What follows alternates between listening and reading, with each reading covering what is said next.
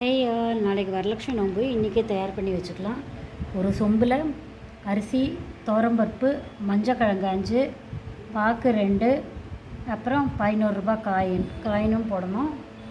அப்புறம் வெள்ளிக்காயினும் போடலாம், தங்க காயினும் போடலாம். அப்புறம் கலசத்தை இதில் அப்புறம் எலுமிச்சம்பழமும் மாதுளம்பழம் பெருசாக இருக்கிறதுனால பக்கத்துலேயே வச்சுருக்க போகிறேன். எலுமிச்சம்பழமும் இதிலையே போட்டுட்டு இந்த காயின் இல்லாமல் இதிலையே போட்டுடலாம்.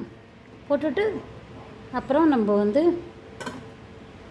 கலசத்தை வச்சுட்டு அப்புறம் அலங்காரம் பண்ணணும். தேவையானது விளக்கு, அம்பாள் முகம், பஞ்சபாத்திர உதிரணி, அப்புறம் ஆர்த்தி எடுக்கிறதுக்கு சின்ன விளக்கு, சந்தன கிண்ணம், என்னென்ன தேவையோ இது முன்னாடியே ரெடியாக வச்சுட்டோம்னா ஈஸியாக இருக்கும். அம்பாள் முகம் பாருங்கள் எவ்வளோ அழகாக இருக்கா அம்பாள். இதுக்கு அலங்காரம் பண்ணணும். காத்தால் தான் அலங்காரம் பண்ணணும். சில பேராத்தில் முதல் நாளே அலங்காரம் பண்ணி வைப்பா. நம்ம மாத்தில் காத்தால் காக்க வைக்கக்கூடாதுன்னு பூஜை பண்ணுறதுக்கு முன்னாடி தான் அம்பாளை அலங்காரம் பண்ணணும். எல்லாம் ரெடி பண்ணிக்கலாம். காத்தாலேருந்து எல்லாம் ரெடி பண்ணிவிட்டு பண்ணலாம். இப்போதைக்கு ஓரளவுக்கு ரெடி பண்ணியாச்சு. காத்தால் அழகாக அலங்காரம் பண்ணிவிட்டு அப்புறம் பூஜை பண்ண வேண்டியதான். வாழைக்கன்று, மாவிளை தோரணம்லாம் ரெடி பண்ணியாச்சு. வாழைக்கன்று, மாவிளை தோரணம் ரெடி பண்ணிட்டோம்னா காத்தால் அலங்காரம் பண்ணி பூஜை பண்ணுறதுக்கு ஈஸியாக இருக்கும்.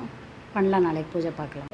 ஒரு வாழையில வச்சுட்டு அரிசி பருப்புலாம் போட்டிருக்கோம்ல, கீழே அரிசி பருப்பு மஞ்சள் கிழங்குலாம் போட்டிருக்கேன். அது கீழே பித்தளை தட்டு வச்சுருக்கேன். வெள்ளி தட்டு இருந்தாலும் வைக்கலாம். அதை சொல்ல மறந்துடுது.